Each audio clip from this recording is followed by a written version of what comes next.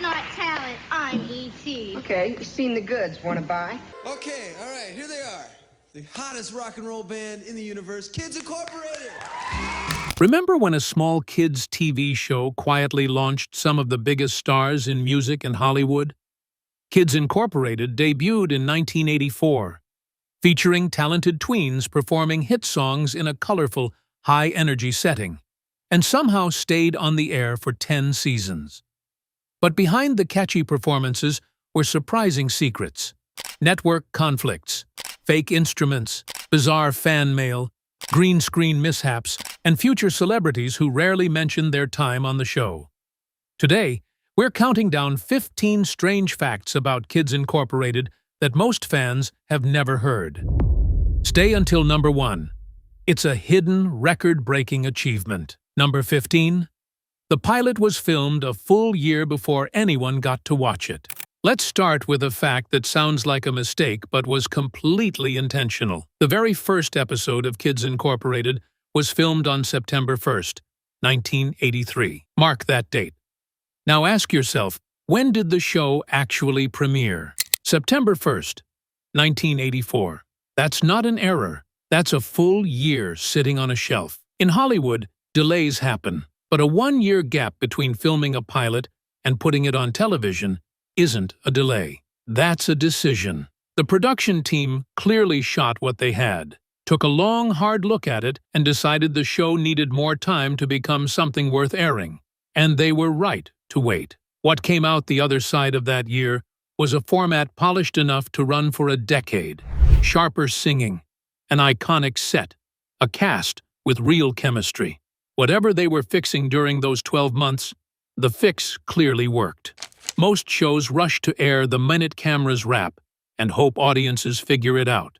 Kids Incorporated sat with it quietly for a year and then showed up like it had always known exactly what it was. Not bad for a show about kids covering Michael Jackson songs in a fake garage. But here's what's really wild. When it finally did air, it didn't just land on one network. Oh no, that would be far too normal. So how many networks do you think picked it up at the same time? Number 14. It aired on 5 networks simultaneously, and nobody batted an eye. Here's where Kids Incorporated enters territory that no other show in television history has occupied quite the same way. When Season 1 hit airwaves in 1984, it ran in first-run syndication, sold market by market, station by station. And which stations picked it up? ABC, NBC, Nickelodeon, TBS, and CBS, all at once, the same show running concurrently across 5 competing networks. Today, we live in an era of streaming exclusives and ironclad content deals where a show belongs to exactly one platform. In 1984, Kids Incorporated was apparently on everyone's channel, and nobody filed a complaint. The syndication model meant local affiliates could slot it wherever it fit: mornings, afternoons, weekends. Depending on what city you grew up in, you might have caught it on an entirely different network than your cousin 2 states over. Same choreography, same jukebox, same neon, different channel. 5 networks. 1 show. 0 exclusivity clauses, apparently. Peak 1984 television energy. Now, if airing on 5 networks at once sounds chaotic, wait until you hear what happened next. Because those 5 networks couldn't keep Kids Incorporated alive for long. So who swooped in to save it? Number 13. Disney Channel rescued it from cancellation and made it a record breaker. This is the survival story nobody talks about. After 2 seasons in syndication, the ratings situation was a mess. Local stations shuffled the show constantly. Different time slots, different markets, no consistency. For a show built on the energy of its young performers, that kind of scheduling chaos is death by 1,000 cuts. So after Season 2, Kids Incorporated was canceled. Done. The neon went dark, at least in theory. Except reruns started popping up on CBN, the network now known as Freeform, and people were still watching. New audiences were finding it while original fans happily revisited it. Those rerun numbers told a story the syndication mess had buried. This show had a real audience. It just needed a real home. Disney Channel came calling. Starting with Season 3 in 1986, Kids Incorporated moved to cable, and everything changed. A consistent home meant a consistent audience. A consistent audience meant Seasons 4, 5, 6, 7, 8, 9, and 10. And the Disney Channel fit made sense on every level. The show's format, young performers, upbeat music, relatable storylines, was essentially built for a network whose entire identity was wholesome, aspirational entertainment for kids. Where syndication had treated it like product to be slotted wherever convenient, Disney treated it like a franchise worth nurturing. The production got stability. The cast got continuity. The audience got to actually find the show and stay with it. By the time it finally wrapped in 1994, Kids Incorporated had become the longest-running show in Disney Channel history, a record it still holds today. Syndication couldn't sustain it.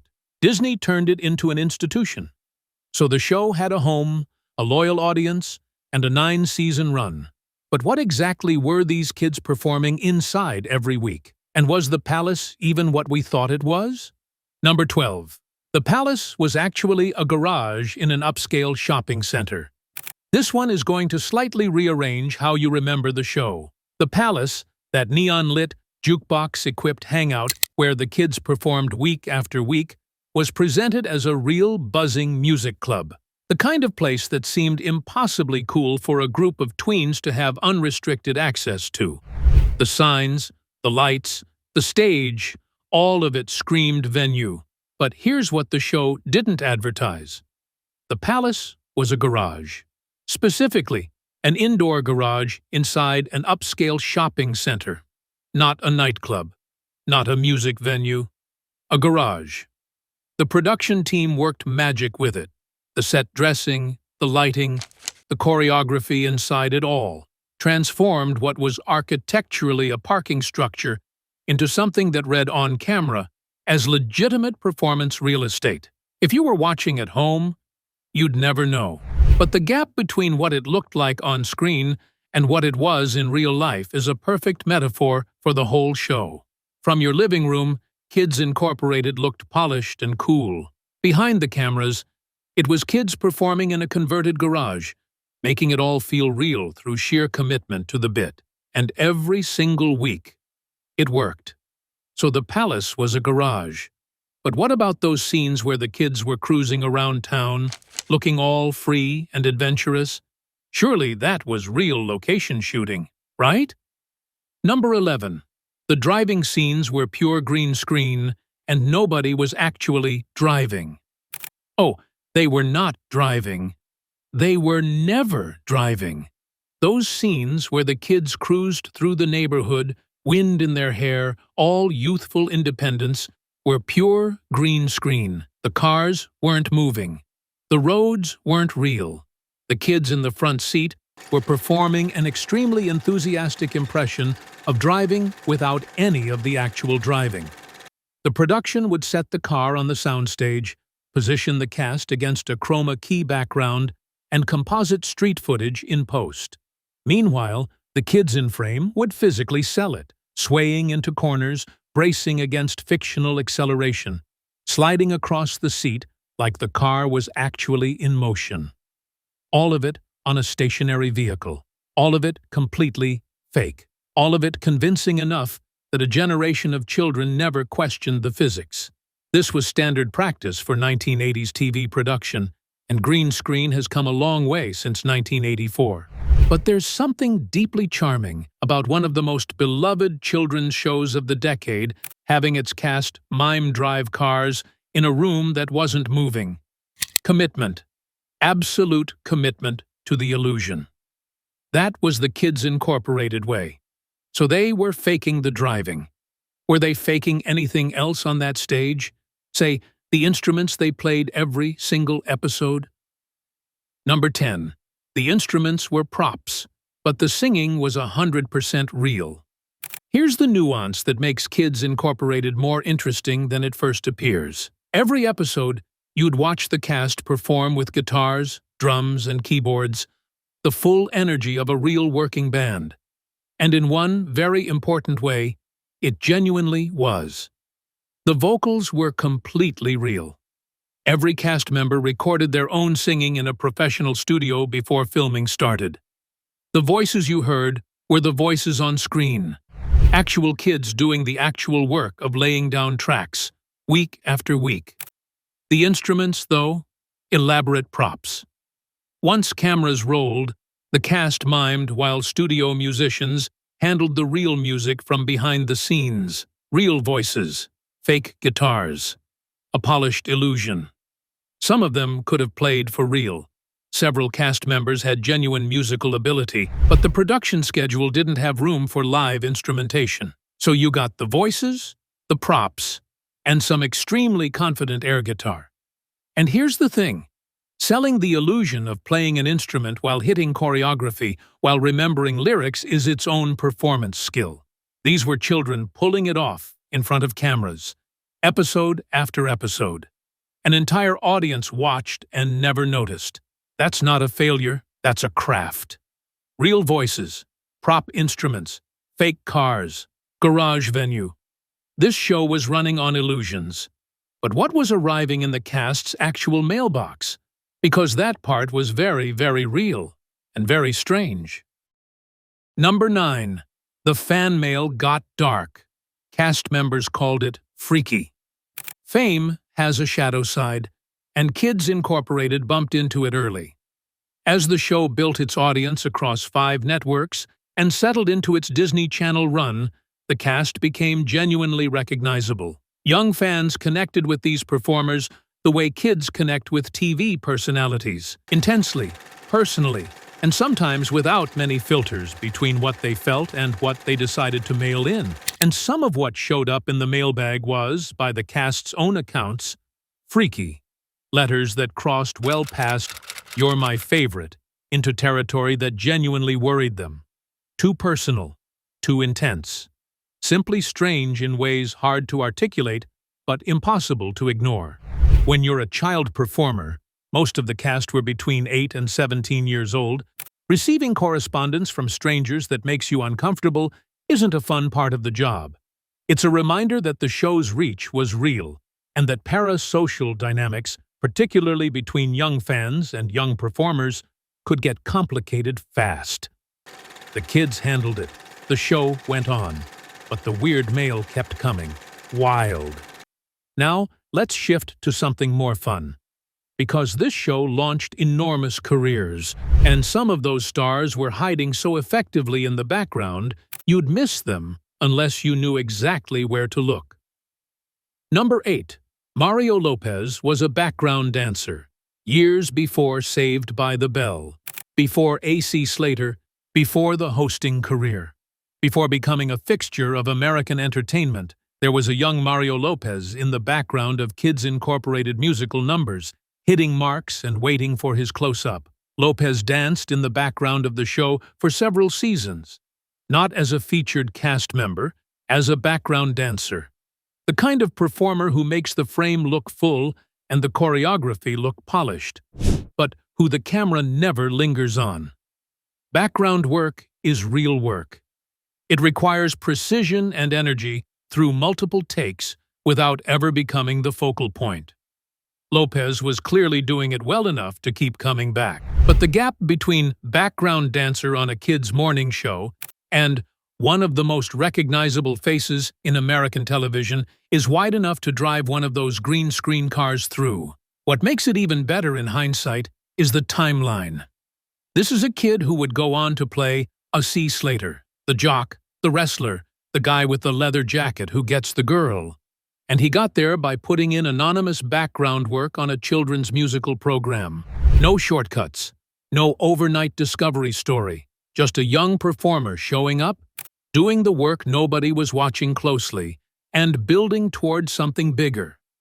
Hollywood loves a prodigy narrative, but Lopez's path from Kids Incorporated background dancer to Saved by the Bell leading man is really just a story about grinding it out until the right door opens. He was also, for the record, a genuinely skilled drummer. Actual musical talent. Sitting in the background, being patient. That kind of patience tends to pay off. Saved by the Bell was just around the corner. Lopez was lurking in the background. But what about the stars, with actual named roles, like the one who beat out thousands of kids at an open casting call, and left with a career that defined a decade? Number 7. Jennifer Love Hewitt beat out thousands of kids at a nationwide casting call. This is the one that puts everything in perspective.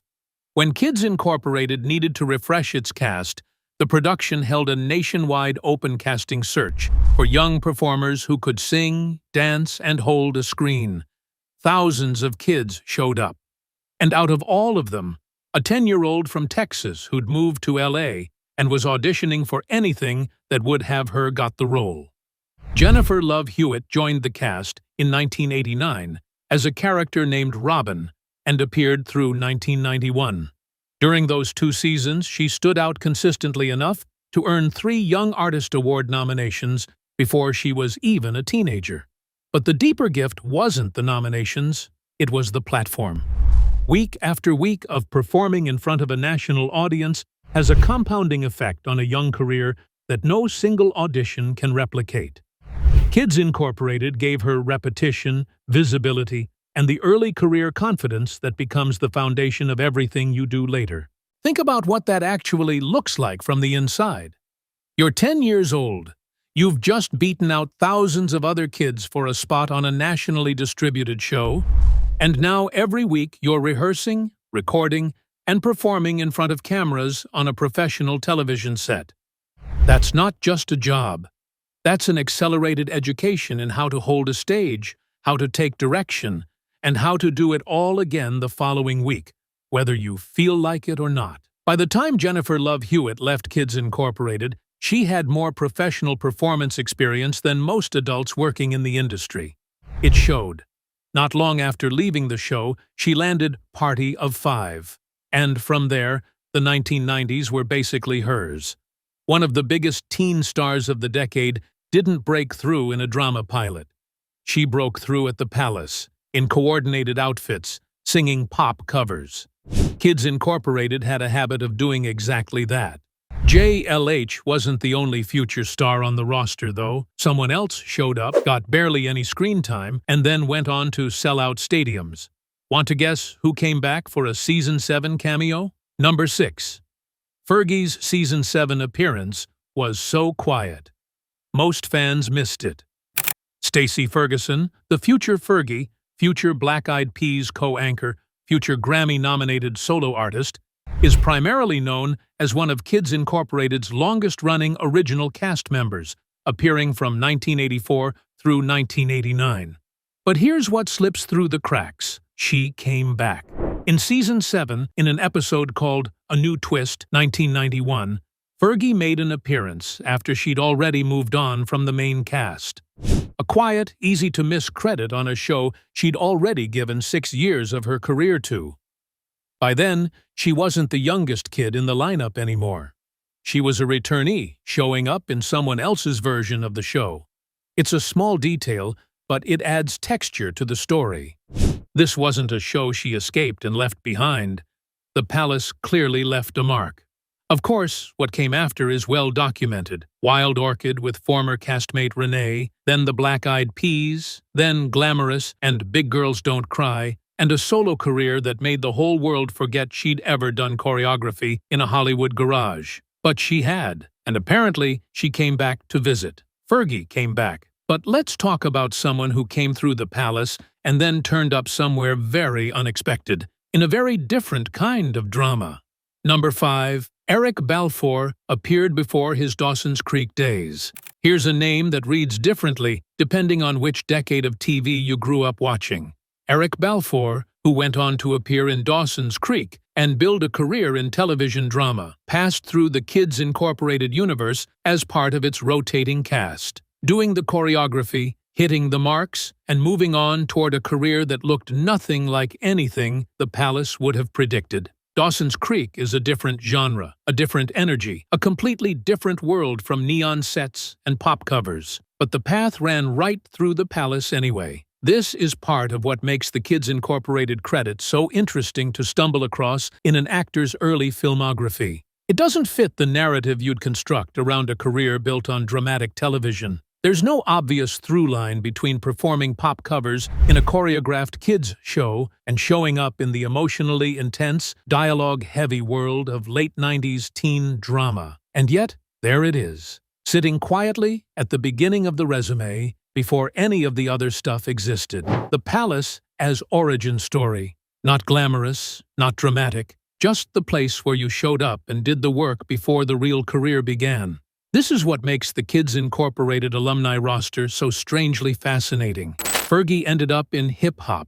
Jennifer Love Hewitt went into drama. Mario Lopez became a television host. Eric Balfour went into dramatic acting. The show didn't produce one type of star. It produced whoever walked through the door and was willing to put in the work, and then let them go wherever their career took them. You wouldn't predict any of these trajectories from watching the show. But there they all were, covering pop songs in a garage, figuring it out. Stars came and went. But what about the ones who stayed season after season, doing the work without top billing? Because the dancers who kept this show running deserve their own moment. Number 4, the backup dancers became fan favorites in their own right. Here's something that doesn't get enough attention in the Kids Incorporated retrospective conversation. The dancers.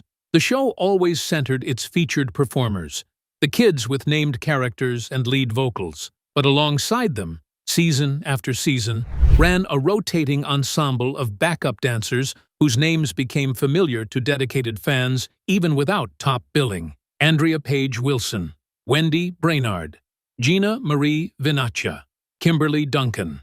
Performers who appeared across multiple seasons and gave the Palace its sense of community. And the workload they were carrying wasn't small. Every episode featured approximately 5 full musical performances, vocals, choreography, camera ready. Weekly, no excuses. Over the course of the series, the show recorded more than 700 songs. The material never stopped coming, and neither did the rehearsals. These were kids between 8 and 17 managing all of that while keeping up with schoolwork through studio teachers on set. It was a full-time performing arts career disguised as a children's morning show. The backup dancers did that work, season after season, without marquee recognition. They showed up, they performed, and they made the Palace feel like a place worth coming back to every single week.